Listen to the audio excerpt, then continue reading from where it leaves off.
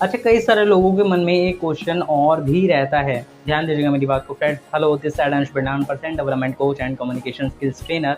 Friends, कई सारे लोगों के मन में एक क्वेश्चन ज़रूर रहता है कि अगर उनको जो है अपने प्रोडक्ट का ज़्यादा रेवेन्यू करना है तो उनको ज़्यादा से ज़्यादा कस्टमर तक पहुँचना पड़ेगा। बट ये पूरा हद तक सही नहीं है। अब आप ये सोच रहे होंगे कि यार प्रोडक्ट का मतलब क्या है, कि अगर वो ज़्यादा से ज़्यादा कस्टमर तक पहुँच रहा है तो अच्छा खासा रेवेन्यू क्रिएट होगा, तो उसमें बुरा ही क्या है। बिल्कुल इसमें बुरा नहीं है, बट आपको जो है इम्पॉर्टेंट इस चीज़ को समझना है कि ज़्यादा कस्टमर होना ज़रूरी नहीं है, आपका सही कस्टमर होना ज़रूरी है, राइट। अगर आपका प्रोडक्ट जो है वो हर जगह पे फैल रहा है, आप हर जगह पे प्रमोट कर रहे हैं, हर जगह पे उसको जो है लेके जा रहे हैं, एंड वहाँ पे आपके सही कस्टमर ही नहीं हैं। अगर आपके प्रोडक्ट का जो नीड है वो जो है एक नॉर्मल आपके यूथ को है, और आप जो है हर एक एज ग्रुप को उसको शो कर रहे हैं, उसको एक दिखा रहे हैं, उसका प्रमोशन में पैसा लगा रहे हैं, तो वो अच्छे से आपको अट्रैक्ट नहीं कर पाएगा, वो आपके कस्टमर को अपनी तरफ आकर्षित नहीं कर पाएगा। तो अपने कस्टमर को आकर्षित करने का एक सही तरीका यही है कि आप जो है ज़्यादा कस्टमर से ज़्यादा सही कस्टमर पर फोकस करिए।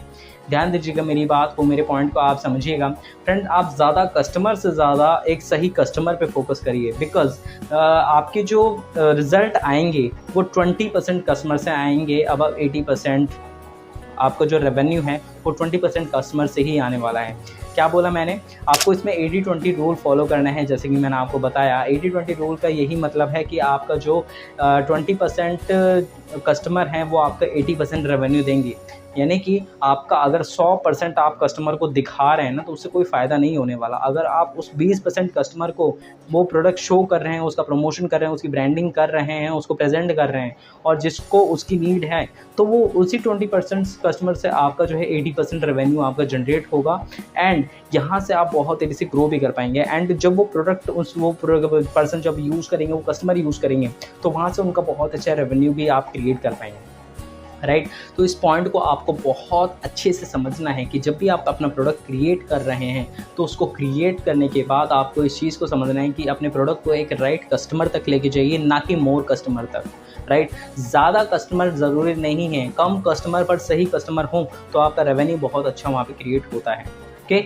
तो उसके लिए आपको एक सही नीश डिसाइड करना ज़रूरी है, राइट। हमारा जो अगला पॉइंट है वो है यही है कि आप अपना प्रोडक्ट का सही नीश ज़रूर डिसाइड करिए। अगर आपका प्रोडक्ट मार्केटिंग से रिलेटेड है तो आप उसको मार्केटिंग के कस्टमर्स को ही दिखाइए। अगर आपका प्रोडक्ट जो है जॉब एम्प्लॉय से रिलेटेड है तो आप उन्हें जॉब एम्प्लॉयज़ से ही दिखाइए। अगर आपका प्रोडक्ट जो है वो मदर्स से, जो लेडीज़ होती है, जो वुमेंस वर्किंग फ्रॉम होम जो वुमेंस होती हैं, बिजनेस वुमेंस होती हैं, या फिर मतलब जितनी भी सारी होती हैं, तो ऐसे कई सारे कस्टमर जो है आप उनको फाइंड कर सकते हैं उनकी ज़रूरत के हिसाब से, उनकी फील्ड के हिसाब से, उनके नीश के हिसाब से। सो अपने प्रोडक्ट का नीश ज़रूर डिसाइड करिएगा जब आप उसे प्रमोट कर रहे हों, राइट। तो उसका नीश होना बहुत ज़्यादा ज़रूरी है। तो चलिए नेक्स्ट पॉइंट के ऊपर हम जानते हैं ऐसे और भी पॉइंट कि हम अपने प्रोडक्ट को और भी ज़्यादा अट्रैक्टिव एंड अट्रैक्शन मार्केटिंग के थ्रू कैसे ग्रो कर सकते हैं, ओके। तो चलिए शुरू करते हैं।